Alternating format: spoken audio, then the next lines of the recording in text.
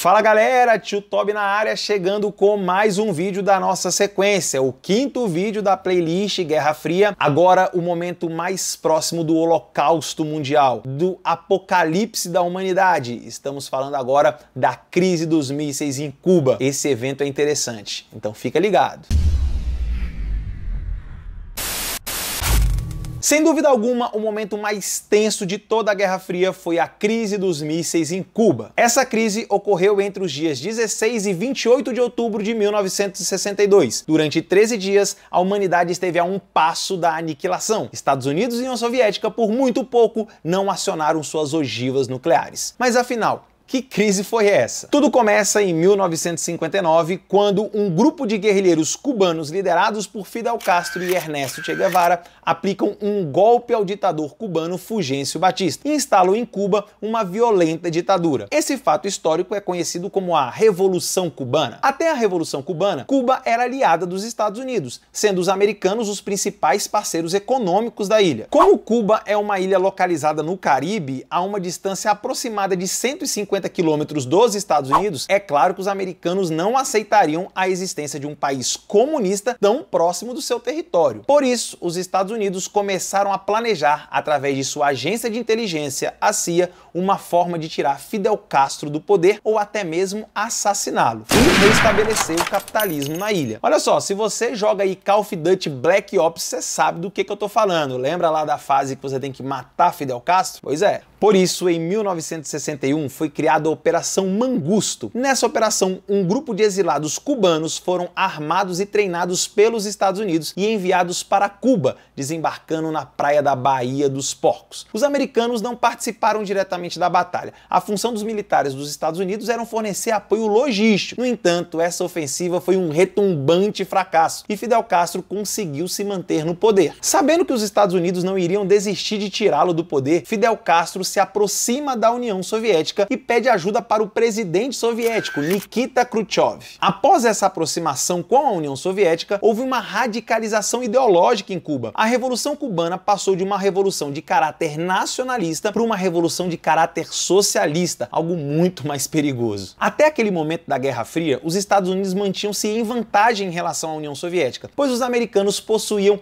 mísseis nucleares do modelo Júpiter instalados lá na Turquia, próximo ao território da União Soviética. Mas com a aproximação de Cuba, Khrushchev viu uma oportunidade de equilibrar aí esse jogo. Foi nesse contexto que o líder soviético autorizou a instalação de mísseis nucleares lá na ilha de Fidel. Esses mísseis garantiriam à União Soviética uma vantagem estratégica, além de possibilitar a defesa do território cubano de um possível novo ataque por parte dos Estados Unidos. Para que tudo desse certo, era necessário sigilo absoluto, então foi criada a Operação Ultra Secreta, a Operação Anadyr. Esse codinome Anadyr é o nome de uma cidade muito fria lá na Sibéria. Os americanos só descobrem os mísseis quando os mesmos já haviam sido instalados e parte deles estavam prontos para serem lançados. A descoberta foi feita por um avião espião dos Estados Unidos, o famoso U-2, que sobrevoou Cuba em grande altitude e tirou várias fotos do território cubano. Assim que tomou conhecimento dos mísseis, o presidente dos Estados Unidos, John Kennedy,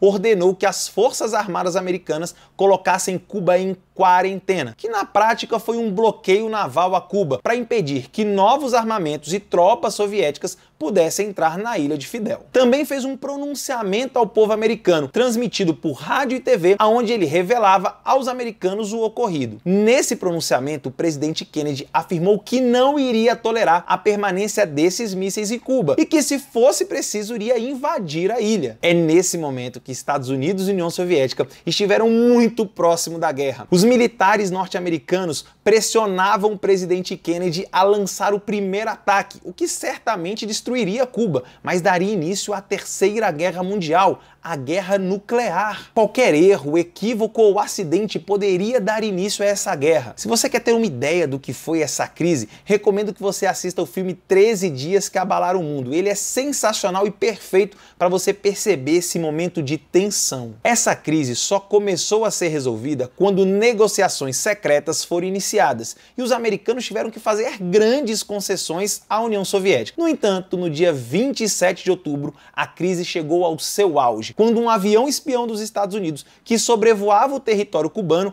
é abatido por um míssil soviético. Esse dia ficou conhecido como Sábado Negro. O piloto do avião, um major da Força Aérea dos Estados Unidos, morreu na explosão. Os militares norte-americanos passaram a pressionar ainda mais o presidente John Kennedy para autorizar um ataque aéreo em massa a Cuba. O presidente Kennedy teve que suportar todas as pressões enquanto negociava com os soviéticos e evitava, assim, a Terceira Guerra Mundial. Então, se você está vivo hoje assistindo essa aula e a gente pode contar essa história, é graças ao Kennedy, que não cedeu às tentações e não mandou bombardear Cuba, porque senão, galera, já era tudo, ia ser o apocalipse. A crise só chegou ao fim no dia 28 de outubro, quando os Estados Unidos e a União Soviética chegaram a um acordo, onde os soviéticos aceitavam retirar seus mísseis de Cuba. No entanto, os norte-americanos tiveram que comprometer-se a retirar seus mísseis Júpiter lá da Turquia e principalmente a nunca mais invadir Cuba. É por isso que, mesmo vivendo o auge de sua decadência, o regime ditatorial comunista de Cuba continua existindo. Embora tenha sido muito beneficiado com os acordos firmados entre Estados Unidos e União Soviética, Fidel Castro ficou revoltado com as negociações, pois foi completamente deixado de lado durante essas negociações, e ele acreditava que se ele participasse, ele conseguiria muitas outras concessões dos americanos. Mesmo sem poder invadir ou interferir diretamente em Cuba, é claro que os Estados Unidos não iriam deixar barata essa história de Cuba ser um país comunista debaixo do seu nariz. Foi aí que os americanos criaram um bloqueio econômico, causando gravíssimos problemas à economia cubana, que sem a ajuda da União Soviética, que faliu lá na década de 90,